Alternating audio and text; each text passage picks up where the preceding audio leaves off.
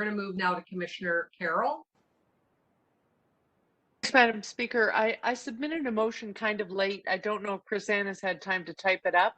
I can speak to other parts of the topic in the meantime. Oh, there it is. I moved this motion because I think it keeps it short, but it does also in its function of asking us to consult, it does actually slow us down from dispersing these lands, maybe handing them over to CREATO. I think we really ought to wait on that. There is a potential here to look at this as, you know, but some people might not think of it as highest and best use, but even if we just took Ellesmere and Lawrence Station, for instance, and looked at them as possible mini bentways, why shouldn't something like that be happening for us in the suburbs? So I'm so pleased that the deputant today brought that up and got our imagination going. As to the report, Madam Speaker, it kind of mirrors my whole career from the first time I asked a silly rookie question. You know, one of my earliest budget briefings where I was sitting in a room in my first term with David Soknacki, who was budget chief at the time, and David Miller. They were talking about, okay, number one, we've got to deal with that SRT. Time's a wasting. The replacement's coming in 2012. This is 2004. So it starts there. And as it happens, so they were building it into the 10-year plan at that point and putting placeholders for dollars.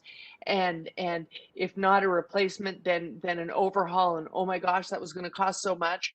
And I looked up, there were only 3-year terms, and I said, that's 3 terms away. Can we maybe park that and deal with the immediate? Because there were plenty of difficult needs in the TTC.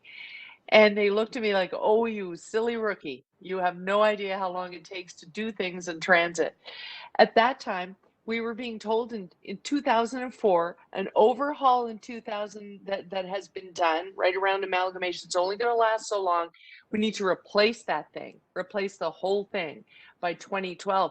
And that really was the germination of the discussion about Transit City, because as they started to look at new options and new vehicles and what could be built in the way of LRT on top of that RT infrastructure, started to realize maybe that's the suburban map of higher order transit writ large. And that, you know, germinated that discussion.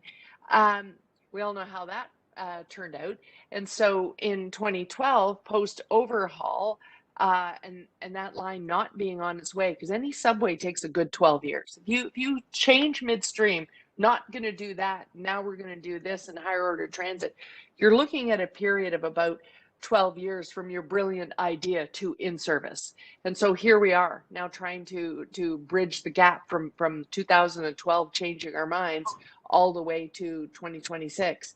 And so there's been the overhaul in 2000, the overhaul in before I even got here, then one in 2012, then some other changes around 2018 as we were going out the door for the election. What we're learning is option one. If we were going to keep it going and do a hybrid, we got to put more money. And my grandmother would have called that throwing good money after bad. You know, there's only so much you can really effectively overhaul something, and then you're really sticking it together with chewing gum. And that's where this system has gotten. The riders feel it. They talk about it all the time. The unreliability comes from the shape it's in, that they can hear with their own ears and they can feel as they ride it. So we have to move on this. But we hear the pain from the deputants, because they know this is going to be very, very difficult for them.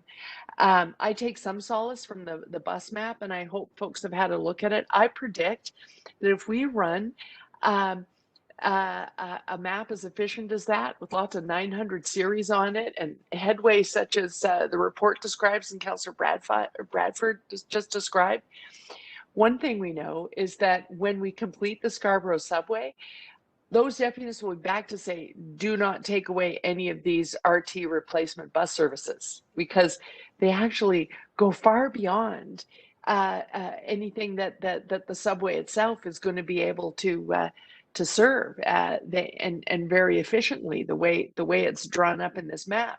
And so if you consider that probably the subway, out of all these lines, that Scarborough subway is probably the province's biggest priority. And if that's the case, if things mess up, there's drift everywhere, and that's the only thing they build, but we have fortified it with the bus network that's proposed in 2 and 3, then I think that what we'll find is that bus network stays. People will become used to the fact that one long 900 series bus can get them from Scarborough U of T very quickly to Kennedy. Those types of changes are groundbreaking, and the question is going to be to be able to do it with as little disruption as possible.